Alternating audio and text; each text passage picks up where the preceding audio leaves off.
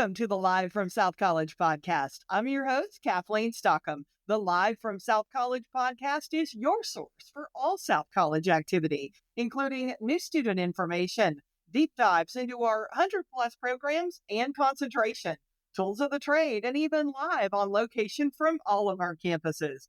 Great interviews with faculty, staff, deans, and hear from South College students and alumni in their own words. From certificates all the way to doctoral degrees, catch up with Live from South College for the lighter side of helping your dreams find direction. Well, today is going to be a good one. We are giving away a very cool present to all of our students and alumni that are trying to figure out how to win in the hiring manager inbox and applications to help land that first job or maybe that next big job.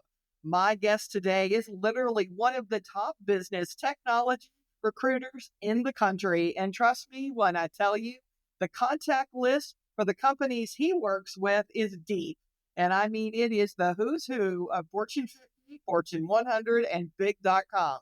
He has a following of thousands on LinkedIn, myself included, and is likely on speed dial for the Wall Street Journal, Fortune, Forbes, and the New York Times. Get your notepad out for some serious note-taking. It is my pleasure to welcome the Harry Joyner. Hi, Harry. Ta-da! Thank you so much for having me. It's a pleasure to be here. Yay! All right, well, I am so excited to have you with us today. I have had the pleasure of knowing you, I believe it's been 23 years, possibly more. And in those 20 plus years, you have provided me solid and very honest advice about career trajectory, experience, resume shape shifting, and navigating workplace potholes. I thought it would be great to bring your experience and advice to our listeners as the job market is a bit like riding the roller coaster blindfolded right now. Good. This info is not meant to guarantee a job or promise of employment, but it is meant to provide suggestions. So let's get to it. All right, easy question to start. What is the most common mistake you see in most new graduates when what they do on their resume or application materials? Oh gosh. Well, I will say I don't look at the resumes of many, up and comers, to be honest with you. So just a smidge about my background and my clientele. So my clients are people like Land's End and REI and Williams Sonoma and Crate Barrel, et cetera. And I'm out there placing with big companies, and those big companies are looking for people who have run big businesses. So it's a little bit like being a sports agent, but I've certainly seen my share of up-and-comer resumes coming out of college, in the 20 plus years that I've done this. And I would say the big thing that I noticed, like right off the bat, is lack of specificity. I would say that too many resumes from recent college graduates are filled with vague statements like responsible for marketing campaigns. And what I would like to see in any resume, whether you're an old hand or a young gun, is something like designed and executed social media campaigns that increase engagement by 35%, right? I see a lot of young people overloading on soft skills. And to the extent possible, employers are looking for proof of competency, not just strong communication skills. So think of it in terms of, it's like strong communication skills provides a certain result. Like, what's the outcome of that?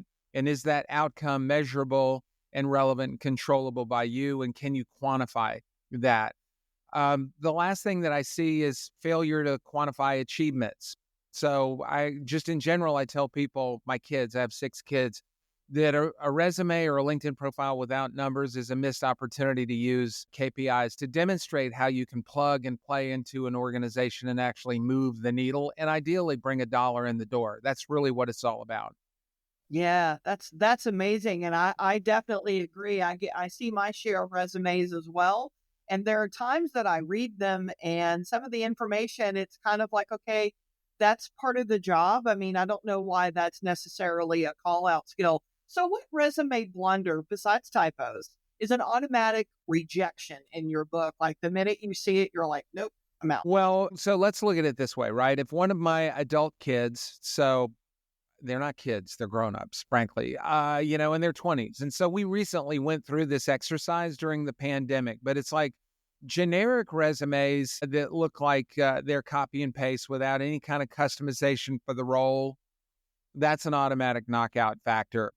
I would say unexplained long employment gaps, they're going to slow down the recruiting process for you, right? Anything that raises a question. What happens with a resume is it should tell a story about you, really. Like, I can say this, I've been married for 33 years, so I've never been on a dating site, all right? But here's how I understand dating sites work.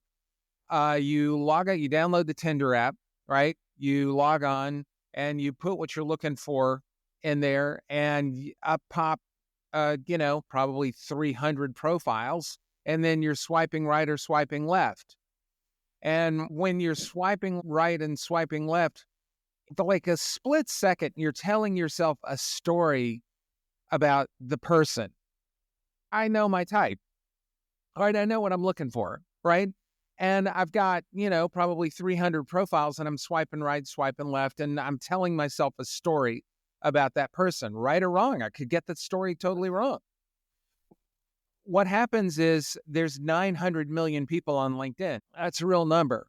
So even if you're 1 in a million, right, there's 900 of you on LinkedIn, right? And so I'm swiping right, swiping left, because I'm really good with a LinkedIn recruiter tool.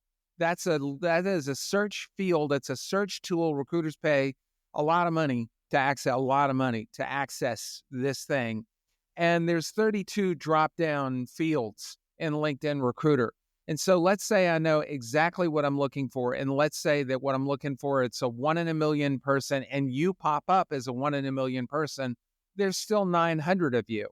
And now, just like Tinder, I have to swipe right or swipe left, tell myself a story about your profile, right? And in a split second, literally, it has to resonate. It has to tell me a story. So if the resume is generic, that's probably a knockout factor. I'm going to swipe left. If there's an unexplained employment gap, right? So it happens. Life happens. I'm not criticizing.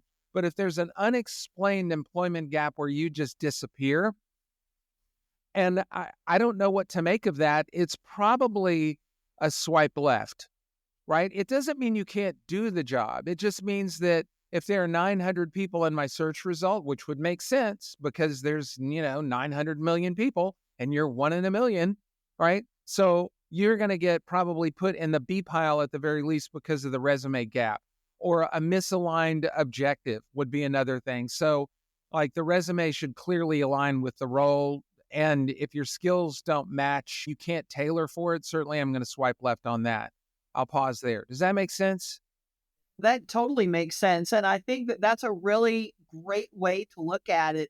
That I think for a lot of our students and even our recent alumni, that is an analogy that they can totally relate to, because we are in that digital space, that it is that quick split second swipe right, swipe left. Like you, I'm, close to your age and definitely have never been on a dating site, but I get the analogy, but most importantly, I think it's making that split second impression. So it leads me to a different question. Is it true that listing your GPA really matters? I mean, even if you've been out of school for a while, I've seen kind of different schools of thought, no pun intended, that putting your GPA down really matters. And I think it matters to some companies like Google, who definitely want a GPA. But what is your advice on adding a GPA to your resume? I would say it depends. To your point, I would say if your GPA is 3.5 or higher, I would say include it, right? Because again, at the top of the funnel, think about that. So your mother was right. You're 1 in a million, right? Okay, well, awesome. There's 900 of you now on LinkedIn, all right? And I'm swiping right, swiping left. I get down to my search result. I'm not actually going to start calling people as a recruiter until I get to about 100 candidates. So I have to B-pile 800 candidates that are probably highly qualified. So I'm looking for any evidence that they can plug and play and drive value. This is a huge thing. So like I would say 3.5 tells me that you're smart. You probably are a quick study. You probably have a process for studying. You can learn stuff that, is brand new to you, wade through concepts, and, like you probably have decent abstract reasoning capability, et cetera, et cetera. You hear what just happened there? I told myself a story. Yeah, this is the mind of a recruiter at work. I just told myself a story about you based on 3.5. Now, if you're like me, okay, and your GPA at UGA back in the early 80s was a 2.0 and you almost got kicked out of school, okay, you probably don't want to include that. No, Okay. You probably don't. That's what you call, GPA, that's the whole thing. yeah. That's what you call a bug. That's not a feature. Okay. That's not going to open any doors for you. So I would say leave it off. But for mid-career professionals, let's give them some love here. Nobody really cares about your GPA after a few years in the workforce. I'm looking for evidence of what you can do and what you can build. And then I would focus on relevant coursework and achievements as well. So extracurricular activities. But what I want to see from a student, since I presume that's your audience, is, I want to see that they can lead and they can be led and that they take ideas real well and that they will get out into the real world, and do and build. And you can demonstrate that with extracurricular activities, study abroad, doing well in school, et cetera, et cetera. Yeah, that makes a lot of sense. We have a lot of students in technology. We have a lot of MBA and executive MBA students. So for those students in particular that are now using it to enhance their basically their previous work style, we have a lot of what we call non-traditional students, which they're 33 and they've got kids at home and they're going back to get that advanced degree in hopes of helping to kind of leapfrog in their current career trajectory. What advice do you have for them to get noticed on paper? Looking for any evidence that you can build, right? I think what's going to happen in the future, I'm no genius, but I talk to people 5 hours a day, 5 days a week, 50 weeks a year, times 20 years. So my Malcolm Gladwell 10,000 hour cutoff was literally 15,000 hours ago, right? I think what's going to happen in the future is you're going to have a lot more people being free agents and 1099 out there in the workforce and fewer people being W-2s, right? Fewer people working for companies. And the companies that hire executives are going to want to make sure that, number one, their values confluent, right? So your values are the company's values. Otherwise, why wouldn't they just 1099 you, right? There's an old expression in the recruiting business that people get hired for what they've done and fired for who they are. I like that. Yeah. Right. And so what's going to happen in the future is that if I make this up, Dell, right? And with AI, the wonders of technology and stuff, previously I had 100,000 employees and now I'm making this up, 10,000 employees. I'm going to want to make sure that the employees are worth investing in and that their values confluent. If you drop this person in our organization, do we like what he does to the organization? It's almost like, imagine a glass of water, right? And there's red food coloring and you put a drop in there and it's kind of turns the whole cup of water, kind of pinkish, right? Well, organizations are like that. And it's well, if we drop this person in our organization, are they going to do anything amazing for the color of the organization, right? It's not necessarily about what they do. It's about who they are and the ideas and the character that they bring to the organization. Now, this was a question originally about 33-year-olds. And a 33-year-old has an opportunity to showcase really who they are. So if I see at the bottom, of a resume, a personal section, somebody says, hey, I run 20 miles a week and I have, 4 kids and I just got an MBA from South College. That demonstrates that you're a load-bearing wall in your family. You take care of business, that you have your act together. I think that's important. I want to see more of that in the future to judge a candidate's values confluence. In addition to, by the way, I'm also looking for hard skills. right? I know what I'm looking for. And if I run a keyword highlighter on your resume, right, and it lights up like a freaking Christmas tree, then at that point, I'm going to be looking for ways to knock you in, not knock you out. But you still have to beat the 800 other unicorns. So the extracurricular stuff about volunteering at your church or whatever in the future, that's going to matter more, right? Because in the future, there's this marketing saying that people, buy products and they join brands. Well, if your customer joins the brand, then you're joining the brand. If we let you join our brand, we want to make sure that you're one of us, that you're a kindred spirit. I'll pause there. Does that make sense? That totally makes sense. And actually, I think that's outstanding advice for any of our students that are coming out of South College and going into healthcare. It's kind of the same thing. It's that relatability. Do you have experience working with kids in a certain environment as a part-time summer job, or have you volunteered and helped, at a hospital? That totally makes sense. And I think that's really valuable. So you mentioned it earlier. But let's get down to business a little bit on AI and using AI generated, cover letters, resumes. There's a whole lot of noise out there. I've seen it on LinkedIn. I've certainly seen it in articles that, people are submitting their resumes and their cover letters totally using AI. So advisable or a bad idea? What's your opinion? I mean, here's the thing. I don't like it, but I would do it too, right? Here's my problem. And your students and listeners can make of this what they will. God bless you, the job seeker. So I was a job seeker, unemployed and broke for 2 years at the beginning of this century. It was dreadful. I was 41.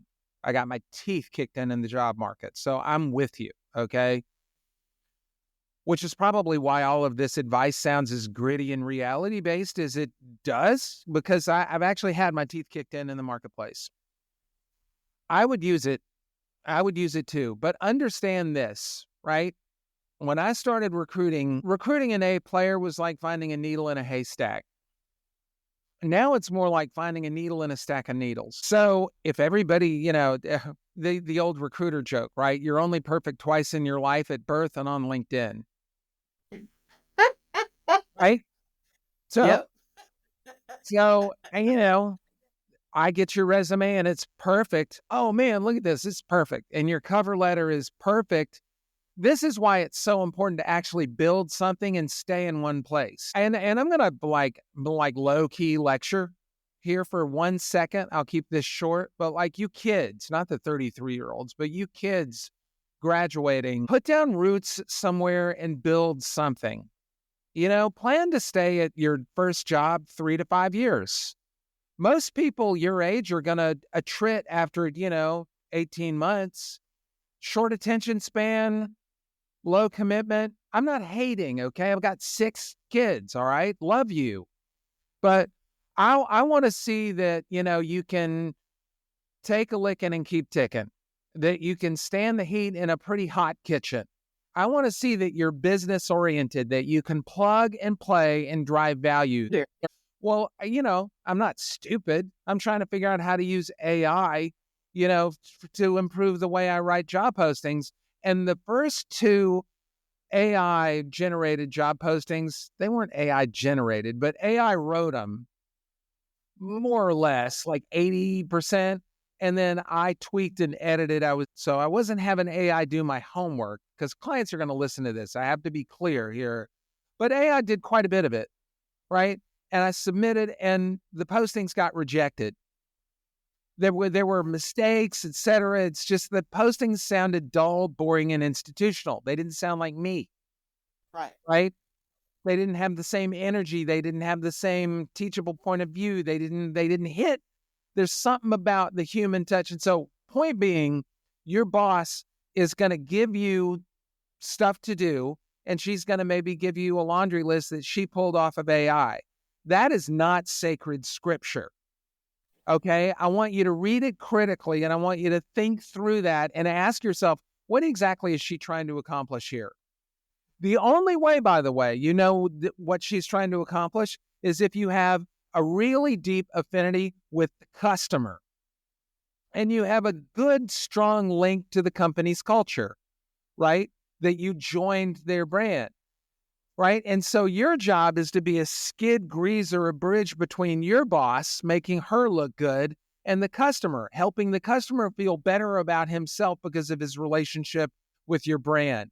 You're in the emotional bond business, okay? And I don't see AI taking that out, right? The difference between, let's say there's 100,000 people working for Dell and in the future it's going to be 10,000. The difference between the 10,000 that survived and the 90,000 that are still there, but working, revolving or orbiting around Dell as a 1099 employee is the 10,000 use AI smartly, but they're not relying on it completely.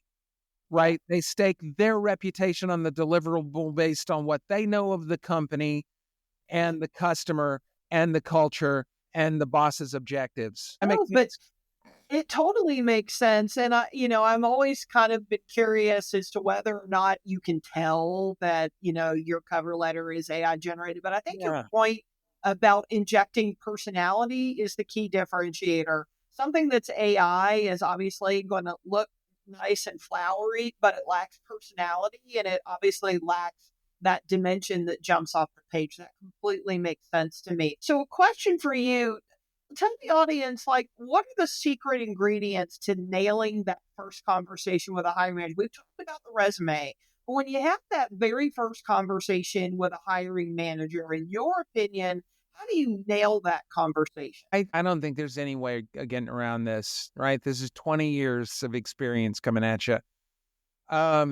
You have to know how the company makes money, right? That's the number one thing. You're 22 years old. You're graduating with a degree in marketing this spring. You want to go dislodge everybody else in the recruiting process. Know exactly how the company makes money.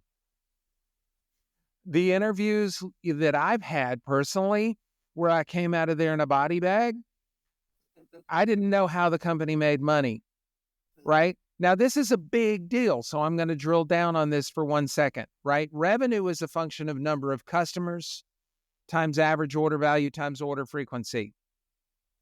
Are you selling something for $100 to a customer 10 times a year? Are you selling something for $1,000 one time a year? How does the customer buy? Et cetera. You have to know those things going in. And in your mind, you have to be able to kind of connect the dots between, well, what does this role do and how do they bring a dollar in the door, right? That's the main thing. Obviously, read the job posting, but job postings aren't sacred scripture either. This is a big, big deal here, right? The job posting was probably just it's the same one they used from before the guy they recently fired, and the job description they used for that job was the one before that guy quit.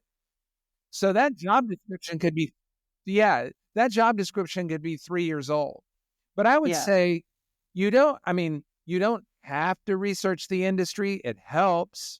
You don't have to research all the competitors. It helps. You don't have to research the customer necessarily. It helps.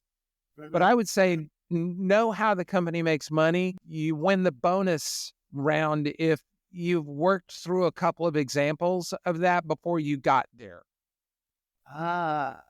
Know before you go. No, that totally makes sense. So besides that first conversation, in your opinion, follow up after that interview is too much. So if there's no instant love connection between you and the hiring manager and they kind of get quiet and you haven't had any follow up or a request for, a second interview, how much follow up is too much? And when should they give up on the follow up, in your opinion?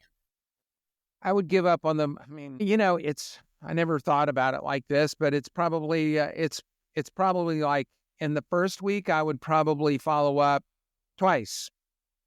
In the second week, I would probably follow up, 1.5 times, which would be like once every 10 days. So I would probably go follow up next day with a thank you note, really hit them hard.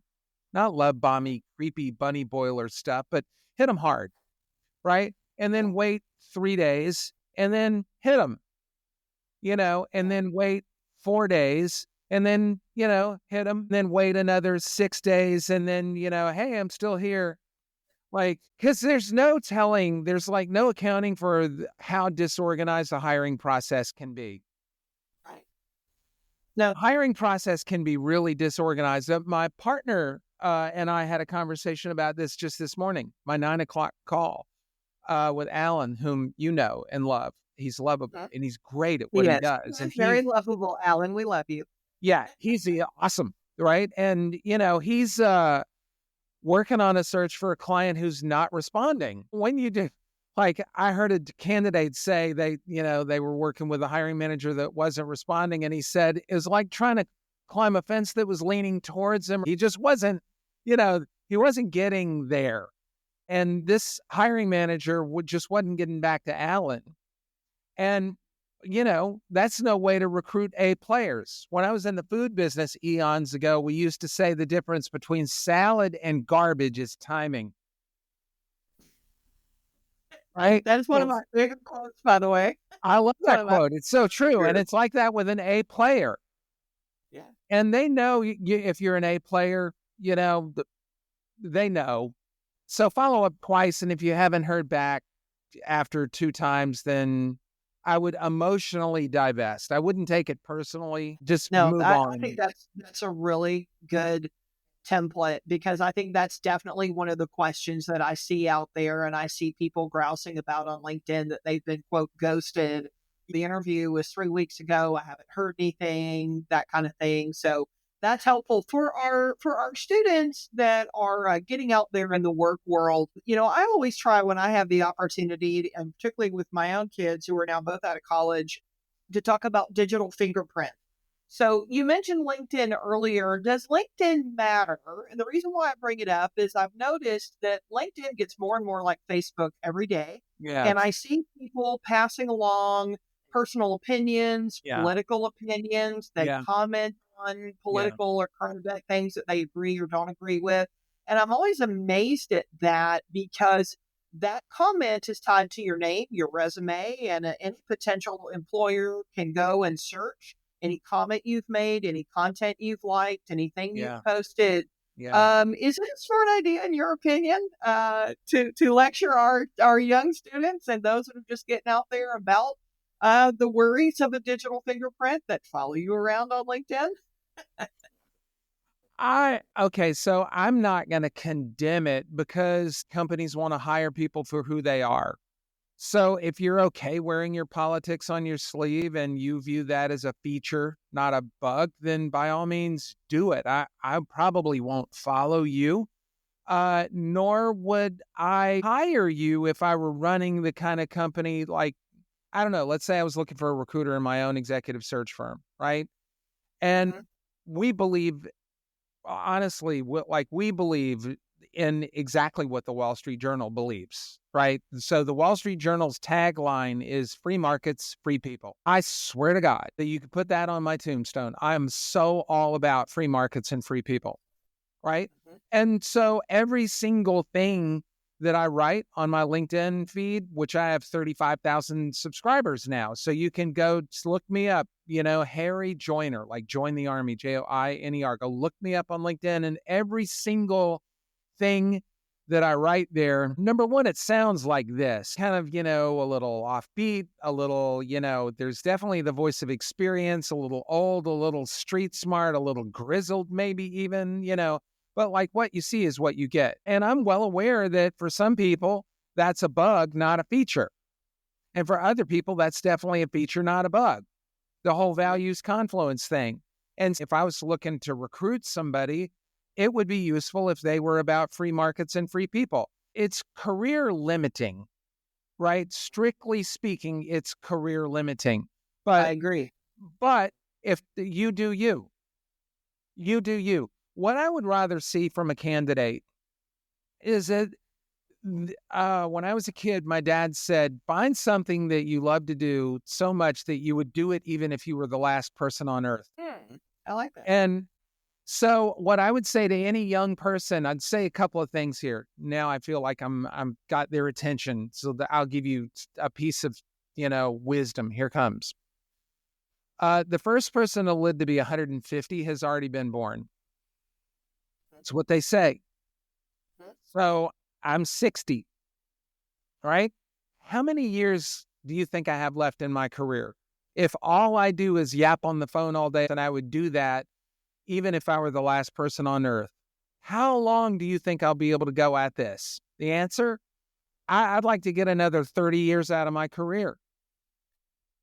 Okay, so if I have another 30 years and I'm 60 and I just love it, then it's not even really about the job. It's about the psychic income for whatever reason that I derive from doing the thing. So I have a partner in my business, Alan. We talked about him. He loves cars. I don't know why. I'm not a car guy. He loves cars. And if he weren't recruiting, he would have a detailing shop or a body shop or something, because that's what he loves. So I'm not saying do what you love and that's the only criteria for maintaining a career, but you have to really connect with it on some level that you don't understand. And there will be days when it drives you crazy, like a spouse, and you're like, God, why am I in this relationship? Well, you are. That's the reason. You are, because you love it. I don't know why. You don't even have to know why, right? Now, if you love it, but just because, then you should be smart about it and you should research it and you should have a teachable point of view on it. And you should have a way of thinking about it, and you should be constantly excavating that thing. Excavating, digging and digging and digging. Why is it the way it is? Why? I got to know why. I've always told people on my team and all the years I've been managing people that to be a student of your industry, that you're never going to know everything. And particularly in digital and marketing and all of these things, it's constantly changing, constantly evolving. You have to be a student. And that means pulling up to a webinar, getting newsletters, reading, researching, following, and particularly with LinkedIn, following companies that you admire, that you respect. Constantly be a student of your industry. And then you have to also kind of feed and fortify that as you go along in your career. And that's just something that I've always said to folks on my team, because I think you're 100% right. Question for you, totally change the subject. What kind of student were you in school? Terrible. I was terrible. So terrible. So I was a rock musician, right, in Athens, Georgia from 1982 to 1986. And I was a drummer in a touring hardcore punk band called Mercyland. I was the first drummer in Mercyland. It was run by a guy named David Barbie, who ended up being in a band called Sugar with a guy named Bob Mould, who used to play in Husker Du. Doesn't matter. You probably don't know these acts, but they were, Husker Du was certainly a legendary national act. And I know who Husker Du is. Anyway, so when I was at UGA, I'm not even ashamed to say, I had 9 D's on my transcript. I didn't care. I was just trying to get a degree, because back then there was no internet, right? And so there was no social media, and I was just, in my own bubble. And that's what I wanted to be. Yeah. And then I graduated, I was an airhead. And it didn't matter to me. I was a great drummer and a total airhead when it came to school. Now, I graduated and got a job in New York, and I realized that I didn't know anything about business. So then I was in a pickle. So I went to New York University School of Continuing Ed and took classes over there and got straight A's because I wanted to go to a really good grad school. And, of course, it was laughable that they would, let somebody in with a 2.14 cumulative GPA, but that's what it was. It was abysmal. And anyway, so I got straight A's at NYU, and I ended up applying for a spot at the University of South Carolina's Master in International Business program, and I made A's in that. I'm just, like an ice pick. And I do the one thing that I do, and I try and be the best at that one thing. And that was not academia. It was rock music at the time. I probably should have withdrawn from UGA. Yeah, but I love what you're saying, because what I hear in your history is maturity. I hear maturity, and that where you were at, 18 versus where you were, at 21, 22, and kind of going, oh, okay. Because I think that's one of the things that's unique about our atmosphere here at South College. Again, we have a lot of non-traditional students.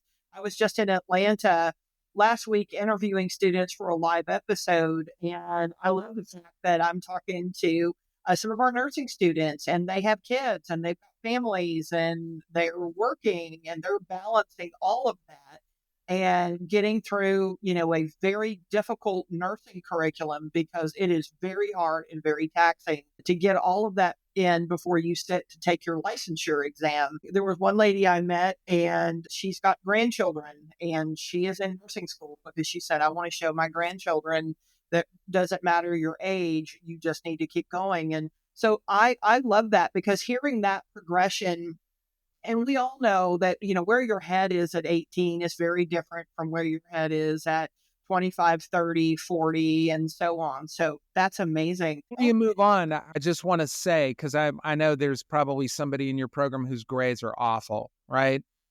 It matters what you've done. Like, what's the story behind your bad GPA? And the good news for anybody whose grades aren't great is if you know how the company makes money, I'm telling you, this is like a skeleton key that's going to unlock any interview. All right. I'm telling you, I'm giving you the secret. Ready? Know how they make money. And if you come into that interview and you ask good questions about the company, who's the customer? How often do they buy? What's the average order value? Oh, that's interesting. Well, why do you suppose they blah, blah, blah, etc. Like a young person that comes in and actually cares about something other than number of days vacation is not that I'm hating on youngsters, but it's like, I want a young person who cares enough about the business to know how we make money. And it's like, you'll figure out how to contribute something lasting and meaningful once you're on the scene. Yeah. Right. Yeah. And if I'm talking to a young person and they got a 2.5, but they sound like Kathleen or me, right? I'm immediately like the GPA goes right out the window because this is a person that like, I think they're undervalued. Now all of a sudden, I think this person's a hiring opportunity because there's some stupid big dumb dinosaur corporation that has a bot that didn't let this resume through because they were looking for a 3.5 and up GPA. And this person has a 2.5 GPA. And now this person comes to my interview and they gotta have the role. They'll do anything to succeed in the role. Now all of a sudden I'm looking for ways to knock them in. So you can position a low GPA as a feature, not a bug. I love that. That's it. That is amazing. My goodness. For my audience, if you do nothing else today, send this episode to anyone, and I mean anyone who is casually or actively looking for a job. The advice, the suggestions that you've heard here, it's like literal gold. And there's a lot of things that I think are so important that you're not going to get in any article or anything that you read. If you are building your first resume or your latest resume, there are tips and solid guidance here that you can use. For our about to be graduates that are coming up here this summer, and for our alumni, be well prepared for an interview and methodical about your approach. And you've heard plenty of detail about the methodical approach to possibly landing a new role is key to getting the job you want. This has been amazing. So I want to thank my awesome guest, Harry Joyner, for providing a real masterclass on being so prepared and polished when you hit the job market right now or when you graduate. Thanks, Harry. My great pleasure. Thank you so much for having me. I would just, any of you kids out there, you want to follow me on LinkedIn, just type harryjoyner.com into a browser bar, and that will automatically redirect to my LinkedIn feed, and you can connect with me on LinkedIn, and I'm here for you. All right? That's amazing. I am so lucky to know you and to call you my friend for so many years. We probably shouldn't tell anyone that we went to rival high schools in Atlanta. Now, yeah, we did. Yeah, we did. Long time ago when the standards were lower. It's a good thing they were. So, I love it. We've Hi, known each other a long time, and you've always given me solid advice. Well, coming up after the break, we'll play a fun little game of Where is South College? Stay tuned. We'll be right back. When you start your new career path at South College, you'll join students from different walks of life at varying stages in their lives. Many students are going back to school to finish degrees, while others are pursuing elevated education that will help them improve their potential in their current roles or for chasing a new direction.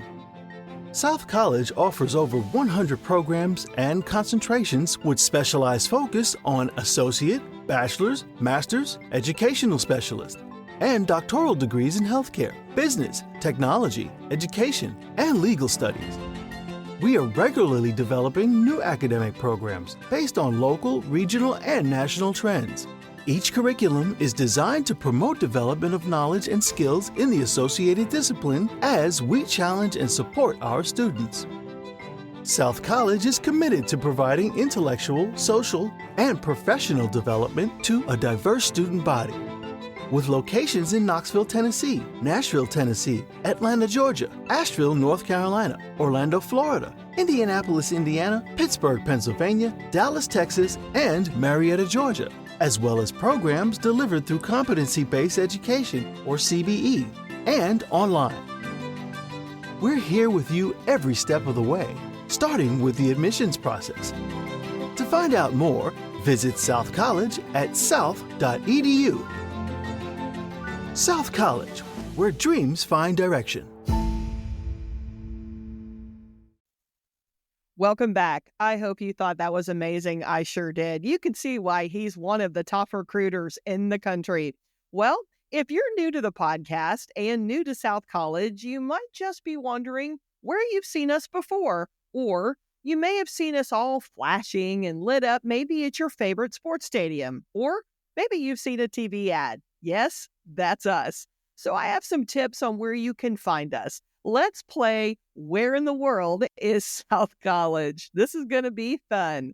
South College has campuses in these locations. 2 campuses in Knoxville, Tennessee, both located right on I-40.